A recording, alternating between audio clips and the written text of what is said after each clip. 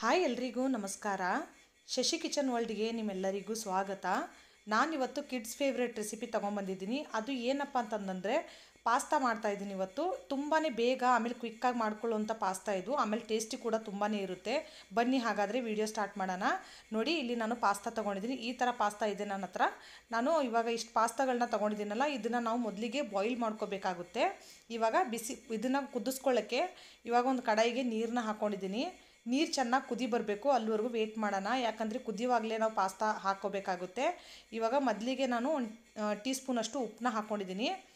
ಯಾಕಂದರೆ ನಾವು ಇದನ್ನು ಬಾಯ್ಲ್ ಮಾಡುವಾಗ ಉಪ್ಪು ಹಿಡ್ಕೋಬೇಕಲ್ಲ ಪಾಸ್ತಾ ಎಲ್ಲ, ಅದಕ್ಕೆ. ಆಮೇಲೆ ಒಂದು ಟೀ ಸ್ಪೂನಷ್ಟು ಎಣ್ಣೆ ಕೂಡ ಹಾಕೋತಾ ಇದ್ದೀನಿ.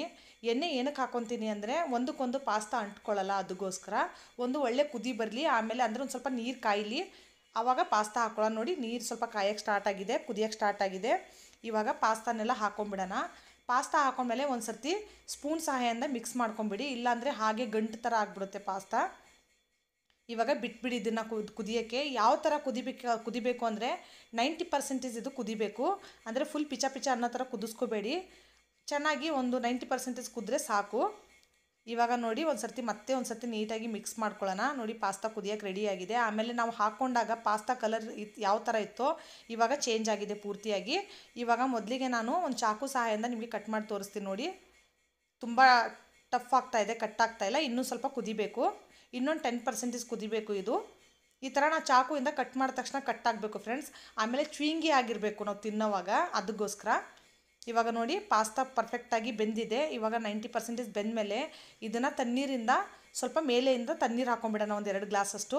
ಏನಕ್ಕಪ್ಪ ಅಂದರೆ ಈ ತಣ್ಣೀರು ಒಂದಕ್ಕೊಂದು ಪಾಸ್ತಾ ಅಂಟ್ಕೊಳ್ಳಲ್ಲ, ಬಿಡಿ ಬಿಡಿಯಾಗಿ ಹಾಗೆ ಇರುತ್ತೆ. ನೋಡ್ತಾ ಇರ್ಬೋದು ಎಷ್ಟು ಪರ್ಫೆಕ್ಟಾಗಿ ಪಾಸ್ತಾ ಕುದ್ದಿದೆ ಅಂತ, ಆಮೇಲೆ ಯಾವ ಥರ ಬಿಡಿ ಬಿಡಿಯಾಗಿ ಆಗಿದೆ ಅಂತ. ಆಮೇಲೆ ವೀಡಿಯೋನ ಇಲ್ಲಿ ಸ್ಕಿಪ್ ಮಾಡಬೇಡಿ ಫ್ರೆಂಡ್ಸ್. ಪರ್ಫೆಕ್ಟಾಗಿ ನಿಮಗೆ ರೆಸಿಪಿ ಬೇಕು ಅಂದರೆ ವೀಡಿಯೋನ ಮಾತ್ರ ಪೂರ್ತಿ ನೋಡಿ. ಇವಾಗ ನೋಡಿ, ಯಾವ ಪಾತ್ರೆಯಲ್ಲಿ ನಾನು ಪಾಸ್ತಾನ ಬೇಯಿಸ್ಕೊಂಡಿದ್ನೋ ಅದೇ ಪಾತ್ರೆಗೆ ನಾನು ಒಂದು ಬಟ್ಲಷ್ಟು ಎಣ್ಣೆನ ಹಾಕ್ಕೊಂಡಿದ್ದೀನಿ. ಎಣ್ಣೆ ಸ್ವಲ್ಪ ಚೆನ್ನಾಗಿ ಕಾಯಲಿ. ನೋಡಿ, ಇವಾಗ ಎಣ್ಣೆ ಚೆನ್ನಾಗಿ ಕಾಯಿದ್ಮೇಲೆ ಒಂದು ಈರುಳ್ಳಿನ ಸಣ್ಣದಾಗಿ ಕಟ್ ಮಾಡಿ ಇಟ್ಕೊಂಡಿದ್ದೆ. ಇದನ್ನು ಪೂರ್ತಿ ಹಾಕ್ಕೊಂಬಿಡೋಣ, ಒಂದು ಈರುಳ್ಳಿನ. ಪಾಸ್ತಾ ಅಂದರೆ ಮಕ್ಕಳು ತುಂಬಾ ಇಷ್ಟಪಡ್ತಾರೆ ಫ್ರೆಂಡ್ಸ್. ನಾನು ನಿಜವಾಗ್ಲೂ ಇಂಡಿಯನ್ ಸ್ಟೈಲಲ್ಲಿ ಪಾಸ್ತಾ ಮಾಡ್ತಾಯಿದ್ದೀನಿ. ಮಕ್ಕಳು ಪಟ್ಟು ತಿಂತಾರೆ. ಆಮೇಲೆ ತಾಯಂದಿರಿಗೂ ಅದು ಇದು ಅಂತ ಹಾಕಿ ಮಾಡಿರೋ ಅಂಥದ್ದು ಏನಿಲ್ಲ ಫ್ರೆಂಡ್ಸ್. ಸಿಂಪಲ್ಲಾಗಿ ಮನೇಲೇ ಮಾಡ್ಕೊಳ್ಳುವಂಥದ್ದು. ಹೊರಗಡೆಯಿಂದ ಅಂದರೆ ಅದು ಇದು ಅಂತ ಹಾಕಿ ಮಾಡಿರ್ತಾರೆ, ನಮಗೂ ತಿನ್ಸೋಕ್ಕೆ ಇಷ್ಟ ಇರಲ್ಲ. ಮನೇಲಿ ನಾವು ಇಂಡಿಯನ್ ಟಚ್ ಕೊಟ್ಟು ನೀಟಾಗಿ ಮಾಡಿಕೊಟ್ರೆ ಮಕ್ಕಳು ತಿಂತಾರೆ, ನಮಗೂ ಖುಷಿ ಆಗುತ್ತೆ. ಇವಾಗ ನೋಡಿ, ಈರುಳ್ಳಿ ಕಲರ್ ಇನ್ನೊಂದು ಸ್ವಲ್ಪ ಚೇಂಜ್ ಆಗಲಿ. ನೋಡಿ, ಇವಾಗ ಈರುಳ್ಳಿ ಸ್ವಲ್ಪ ಪಿಂಕಿಶ್ ಕಲರ್ ಆಗಿದೆ. ಈ ಟೈಮಲ್ಲಿ ಶುಂಠಿ ಮತ್ತು ಬೆಳ್ಳುಳ್ಳಿದು ಫ್ರೆಶ್ ಆಗಿರುವಂಥ ಪೇಸ್ಟ್ನ ಆ್ಯಡ್ ಮಾಡ್ಕೊಂಡಿದ್ದೀನಿ. ಇದು ಪಾಸ್ತಾ ಮಾಡೋವಾಗ ಮಾತ್ರ ಶುಂಠಿ ಬೆಳ್ಳುಳ್ಳಿ ಪೇಸ್ಟ್ ಸ್ವಲ್ಪ ಫ್ರೆಶ್ ಆಗಿರೋದನ್ನೇ ಮಾಡ್ಕೊಂಡು ಹಾಕ್ಕೊಳ್ಳಿ, ಅಂದರೆ ಒಳ್ಳೆ ಫ್ಲೇವರ್ ಬರುತ್ತೆ, ಅದಕ್ಕೋಸ್ಕರ. ನೋಡಿ, ನೀಟಾಗಿ ಎರಡನ್ನೂ ಬಾಡಿಸ್ಕೊಳ್ಳೋಣ.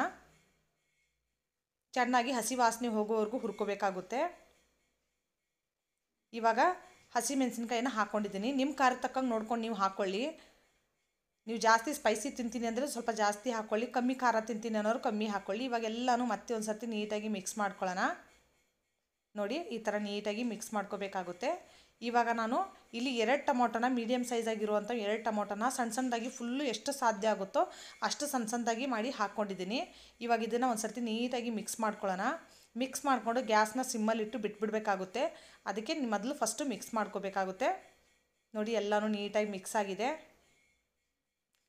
ಇವಾಗ ಒಂದು 5 ನಿಮಿಷ ಬಿಟ್ಬಿಡೋಣ, ಟೊಮೊಟೊ ಮೆತ್ತಗಾಗಲಿ. ಇವಾಗ 1 ಟೀ ಸ್ಪೂನಷ್ಟು ಉಪ್ಪು ಹಾಕ್ಕೊಂಬಿಡೋಣ, ರುಚಿ ತಕ್ಕಷ್ಟು. ಯಾಕಂದರೆ ಉಪ್ಪನ್ನ ನೋಡ್ಕೊಂಡು ಹಾಕ್ಕೊಳ್ಳಿ.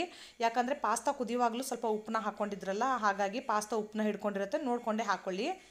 ಇವಾಗ ಉಪ್ಪು ಹಾಕ್ಕೊಂಡು ಒಂದು ಸರ್ತಿ ಮಿಕ್ಸ್ ಮಾಡ್ಕೊಳ್ಳೋಣ. ನೋಡಿ, ಈ ಥರ ಉಪ್ಪು ಹಾಕ್ಕೊಂಡು ಒಂದು ಸರ್ತಿ ನೀಟಾಗಿ ಮಿಕ್ಸ್ ಮಾಡ್ಕೊಂಡ್ಬಿಟ್ರೆ ಟೊಮೊಟೊ ಬೇಗನೆ ಮೆತ್ತಗಾಗುತ್ತೆ ಅಂತ ಉಪ್ಪು ಹಾಕ್ಕೊಳ್ಳೋದು. ಇಲ್ಲಾಂದರೆ ಸ್ವಲ್ಪ ಲೇಟ್ ಆಗುತ್ತೆ ಫ್ರೆಂಡ್ಸ್, ಅದಕ್ಕೆ.